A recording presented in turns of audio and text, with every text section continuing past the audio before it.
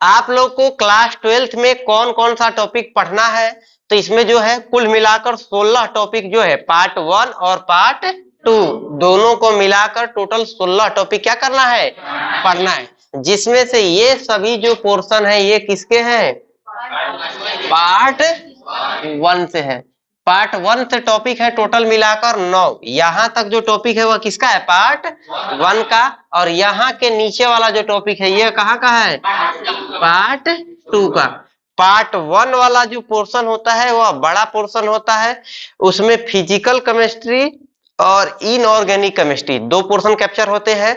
तो physical chemistry में ये शुरुआत के जो 5 चैप्टर होते हैं, चैप्टर 1, 2, 3, 4 और 5, ये सब किसके अंदर में आते हैं, फिजिकल केमिस्ट्री। फिजिकल केमिस्ट्री जो होगा इसमें माप तौल के बारे में पढ़ा जाता है, कैलकुलेशन वगैरह होता है, ठीक है। तो इन सभी टॉपिक में हमको क्या होगा, फार्मूला आएगा और फार्मूला के आधार पर क्या करेंगे, सवाल को बनाएंगे इस 5 टॉपिक में, ठीक है। उसके बाद ये जो पोर्शन होगा धातु कर्म P block, D and F block और इसके साथ में उप संयोजी योगी, ये जो पोर्शन होता है ये होता है इन ऑर्गेनिक।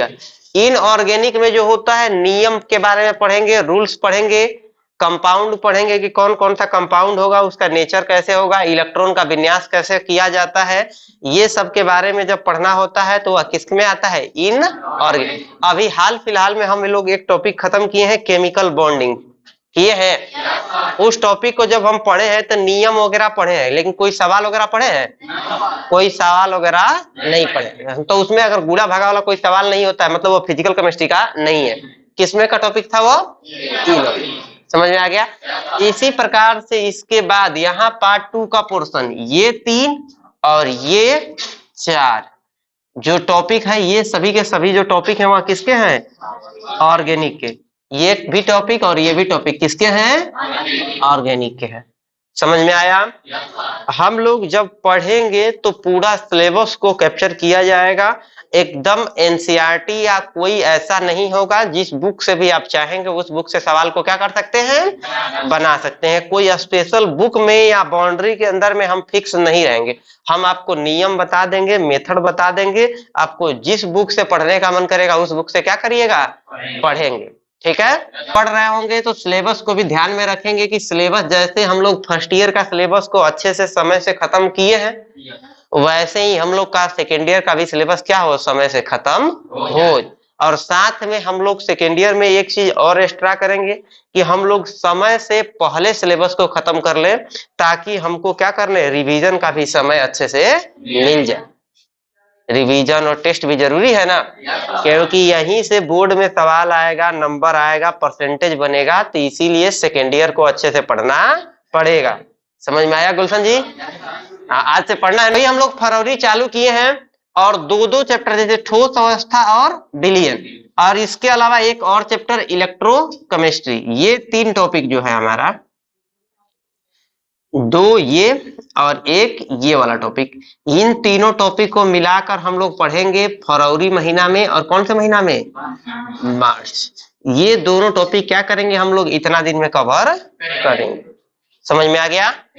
इसके बाद अप्रैल मंथ में ये दोनों टॉपिक को कैप्चर कर लेंगे। 1 महीना का ही छोटा टॉपिक है, 1 महीना से थोड़ा सा ज्यादा लगेगा, अप्रैल प्लस 10 दिन किसका, मई का। ये टॉपिक क्या हो जाएगा, हमारा खत्म हो जाएगा। समझ में आया।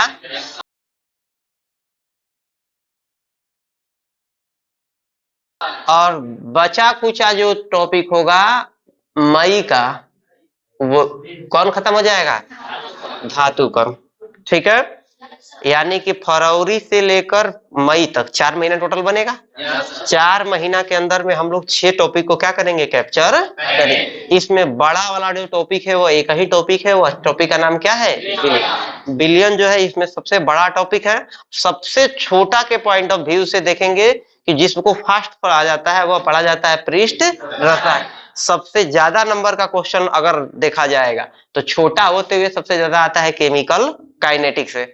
और सबसे इजी टॉपिक जिससे सबसे कम नंबर के प्रश्न आएंगे वो, सॉरी 10 गो वर्ग होता है तो यश केवल छूट रहा है, और यश के पास जो होते हैं 2 वर्ग होते हैं, वर्ग 1 और वर्ग 2 होते हैं। तो अगर जब पी पढ़ रहा है, डी पढ़ रहा है, एफ पढ़ रहा है, तो एगो यश ब्लॉक को भी कैप्चर कर लेंगे, और यश ब्लॉक को मिला के हमारे चैप्टर का नाम सीधा हो जाएगा क्या, आवर्त सारणी। और इस आवर्त सारणी को हम लोग 2 महीना लगेगा पढ़ने में, जून भी और कौन सा जुलाई भी। इस जून और जुलाई 2 महीना लगेगा। सबसे बड़ा टॉपिक जो है पूरे फर्स्ट ईयर और पूरे सेकेंड ईयर का कोई सबसे बड़ा टॉपिक है तो वह टॉपिक है आवर्त सारणी। एक एक तत्वों को पूरे आवर्त सारणी के क्या करना पड़ता है, हमको पढ़ना पड़ता है। समझ में आया। और सबसे ज्यादा परीक्षा में जो आता है वह इसी टॉपिक से आता है।